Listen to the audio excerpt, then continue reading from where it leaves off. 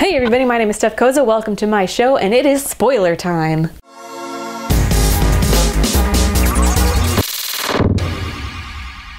Star Wars: The Last Jedi had so many wonderful moments, so many incredible scenes, so many terrible moments, and so many dreadful scenes. Let's start with the bad things, get them out of the way, knock them out, so that we can end on a nice happy note. This movie does not know what it's trying to be. This director does not know how to write a Star Wars film. He was trying to write something else. I don't know if that was the point, that he wanted to veer away from the normal Star Wars feeling, but I don't know why you'd want to do that, because that's what people love. For instance, one thing that I love about Star Wars, even though it's very cheesy and hokey, but it's how you know it's a Star Wars film, are the wipe transitions and the weird circle transitions, all the really stupid cheesy transitions that nobody ever uses. They're always in Star Wars and I love them. You know when it slides across and there's the lightsaber sound, it's you know what I'm talking about? That feels like a Star Wars movie. That's such a Star Wars thing, and this movie doesn't have it at all. There might have been one wipe. I think I remember seeing one,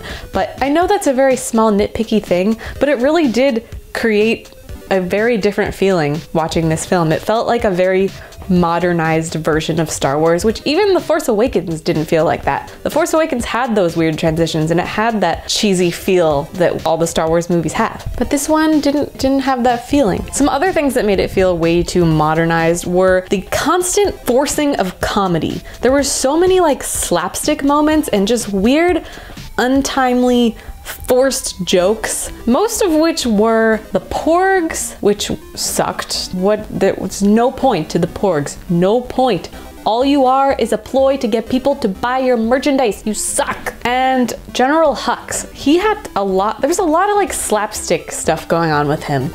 Particularly the scene where he's talking on the phone with Poe, and Poe is trying to mess with him and put him on hold, and it's this very long, awkward scene that's just trying to be funny, and it has no other point other than that. It felt very Tony Stark and Iron Man, it was trying to be that, and Poe shouldn't be that. I really liked Poe in The Force Awakens, and I really liked him in this movie until he got a little annoying. All he ever did was let's blow shit up. I want to blow shit up. What's our solution to this problem? Oh, let's just blow it up. It's whoa.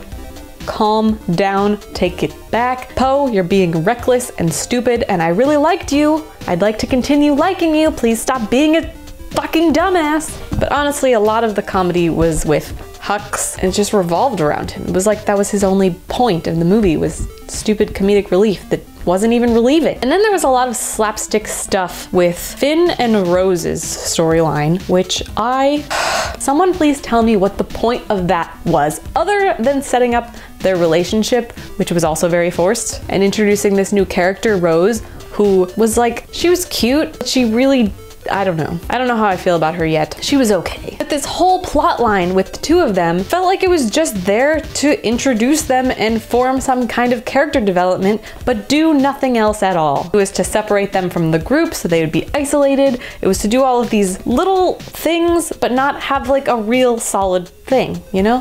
They go on this huge crazy mission, and their mission fails, and they have no consequences, and all of it could have been avoided if they had just found a fucking normal parking space. Goddamn, Finn. Are those all of my negative comments? I feel like I had more negative comments. There were way too many flashbacks in this film, which, by the way, there have never been flashbacks in Star Wars. Never have they ever touched flashbacks. They have visions, but no flashbacks, because flashbacks are cheesy and stupid, especially in the way they are used in this film. Watching the same flashback over and over and over again from different perspectives and slight little tweaks, what am I watching? Some weird twisted version of Groundhog Day? This is so boring. By the time it got to the real flashback, I didn't even care anymore. I was God damn, just get to the point. There's so many things in this movie that just made it drag and were so long.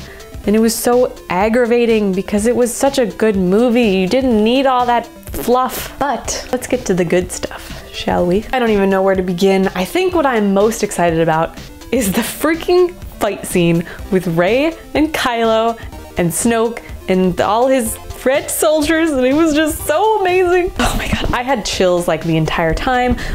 When the moment that Kylo Ren turns, I guess, and slowly turns his lightsaber towards Snoke and then just and kills him, that was just an incredible moment. Oh my god, I was so excited. And you had this like momentary moment of hope. You were like, oh my god, maybe he's gonna turn good and he's gonna have some redemption and it's gonna be this awesome thing. And then you see him and Rey fighting side by side and it's this beautiful, amazing moment. And there's so many awesome just action in that sequence is so good and the choreography is amazing. And when he like catches the lightsaber and turns it on and it stabs the guy in the face, there were so many moments where like they used a lightsaber in ways that I had never seen them use it before, and that was incredible. But then what I love even more about it is that it gives you this moment of hope where you're like, okay, Kylo is good now, this is awesome, they're gonna be a great team.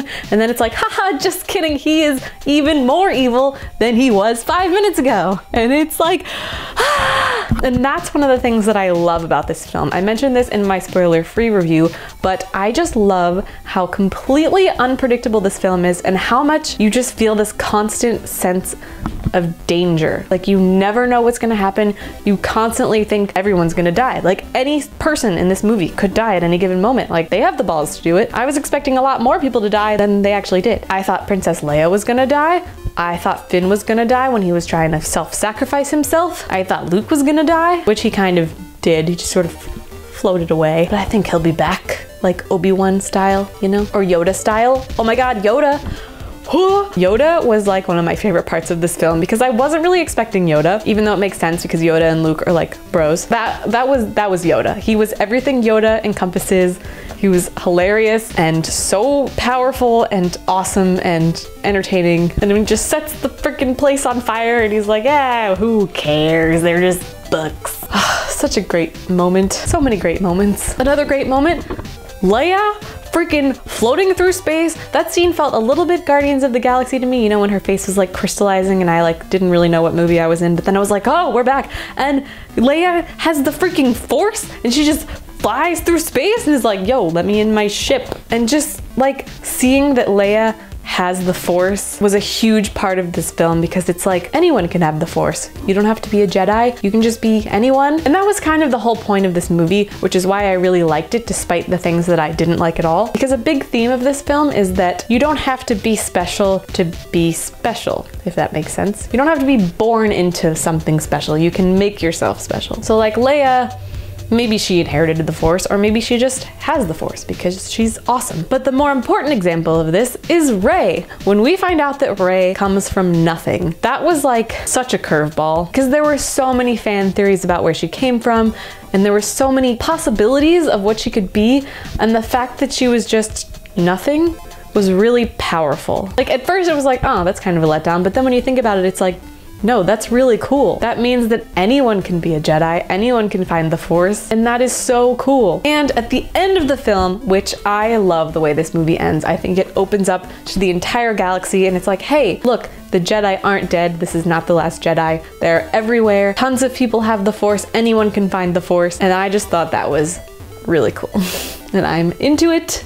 I'm so excited. But because of that, I feel like this film was just kind of like a 2.5 hour setup for the next movie. It was a lot of setup, a lot of like character development and team building and setting up the galaxy and the scene and everything that's going on just so that the next film will make sense, you know? Which was something that I didn't quite like about this movie, but it had so many great moments that it kind of makes it okay. I really feel like I'm forgetting something awesome to talk about. Also, this movie is really long. Like it really drags at times, especially in the beginning. I was like, all right, let's go, pick it up. I get it. Come on. Now granted, I love Star Wars. I would watch Luke Skywalker float a jar of mayonnaise for 3 hours and I'd be entertained. But like, it just drags a little bit and I just wanted it to not do that. I also don't really know how I feel about Snoke dying. Like, I'm really excited about it because it means Kylo is like the new supreme leader basically, and he's just gonna fuck shit up and he's gonna become super evil, and I'm very excited about it. But like, there were so many cool fan theories about Snoke and who he was, and I was like, I'll admit, I was getting really into them and I let myself believe them, and now they're all gone. And I am sad. But I think it was the right choice to make. I think just the fan theories, they really got to me. Also, Laura Dern's character felt very pointless to me. She was very annoying. She looked like she fell out of the Hunger Games. I didn't really know what was going on there. She had a very redeeming moment when she decided to light speed herself to her death, which was a really awesome scene, like so awesome, though minor plot hole.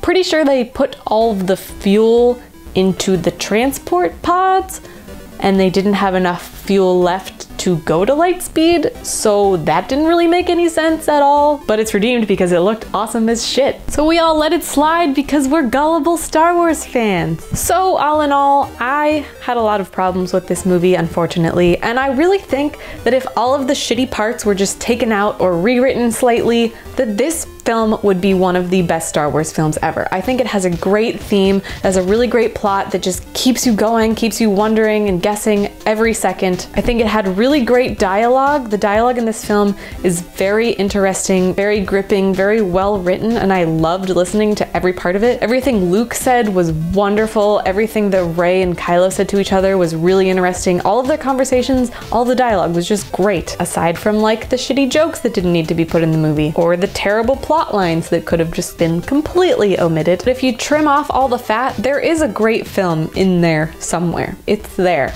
All the pieces are there. It's not missing anything. It doesn't need anything extra. It's all there, which is why, despite everything, I still really like this movie. I do think I need to see it again to give it like my full review, because I was just so in the like, oh my god, Star Wars mode that I didn't really think about it as much as I probably should have. But let me know what you guys thought of Star Wars The Last Jedi. Let me know in the comments below all of your thoughts. If you really want to dig deep into the Star Wars conversation, feel free to follow me on Twitter and message me and we can talk about everything, because I've just been ranting about this movie to everyone that I know, because I can't stop thinking about it. And there are so many things to talk about and I want to hear everyone's opinions because this one has so many mixed reviews. It's really interesting to me. I love hearing everyone's opinions and figuring out why some people hate it and why some people love it. It's just cool. I like when a movie sparks conversation. That means it's a good movie. Actually, that's not true. A lot of shitty movies spark conversations. Anyways, that's it for my spoiler review. Thank you guys so much for watching. I am Steph Koza and I will see you next time. Bye.